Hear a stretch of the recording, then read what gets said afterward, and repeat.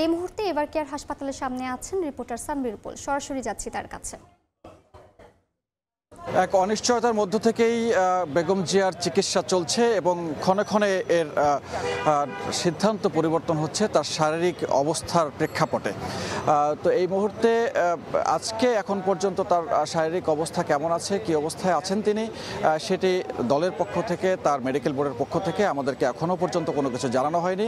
গতকালকেও আনুষ্ঠানিকভাবে কোনো ব্রিফিং না করলেও আমরা জানতে পেরেছি যে তার একটি এন্ডোস্কোপি করা হয়েছে এবং সেখান থেকে তার শারীরিক অবস্থার কিছু উন্নতি করার চেষ্টা করা হচ্ছিল। তবে তার যেহেতু প্রধান যে অর্গানগুলো আছে সেগুলো আসলে কার্যত আগে থেকেই অসুস্থ, কিডনি, লিভার এবং ফুসফুস এই রকম যে হৃৎপিণ্ড সবকিছু মিলিয়ে সবগুলো অর্গানেই কোনো না কোনোভাবেই ক্ষতিগ্রস্ত এবং অসুস্থ, এবং দীর্ঘদিন থেকেই তিনি এরকম অসুস্থতা নিয়েই আস্তে আস্তে এরকম একটা অবস্থার মধ্যে পড়েছেন। এবং এর মধ্যে আপনারা জানতে পেরেছেন যে এখানে তিনি যে ভর্তি হয়েছেন 14 দিন আগে, তখন থেকে তারপরে তার নিউমোনিয়ার প্রকোপটা বেড়ে গিয়েছিল এবং যার ফলে তিনি আরও বেশি অসুস্থ হয়ে পড়েন এবং অসুস্থ হয়ে পড়ে ধারাবাহিকভাবে এই অসুস্থতা বাড়তেই থাকে। তবে এখন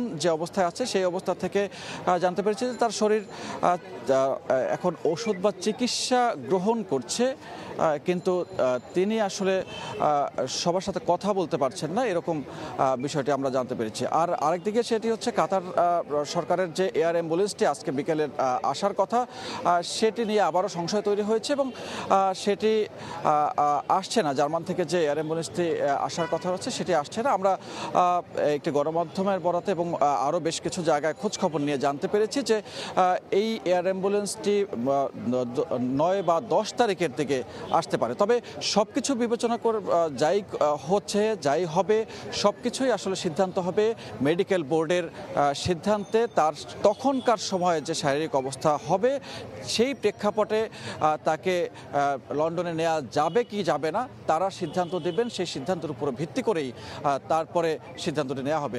তবে এয়ার অ্যাম্বুলেন্সের যে বিষয়টি সেটি গতকালকে যান্ত্রিক ত্রুটির কারণে কাতার সরকারের এয়ার অ্যাম্বুলেন্সটি আর না আসার পরে তারপরে তড়িঘড়ি করে বিকেলবেলা আমাদের সিদ্ধান্ত জানানো হয় যে আজকে বিকেল নাগাদ জার্মান থেকে আরেকটা এয়ার অ্যাম্বুলেন্স আসার কথা। তবে সেটিও এখন আসা বা না আসা নিয়ে এখন ধোঁয়াশা তৈরি হয়েছে। তবে যদি তার শারীরিক অবস্থা বিদেশে নেয়ার মতো হয়, মেডিকেল বোর্ড যদি সায় দেয়, তাহলে এয়ার অ্যাম্বুলেন্স যে কোনো সময় চলে আসতে পারে ঢাকা বিমানবন্দরে এবং তাকে বিদেশে নেওয়া হতে পারে।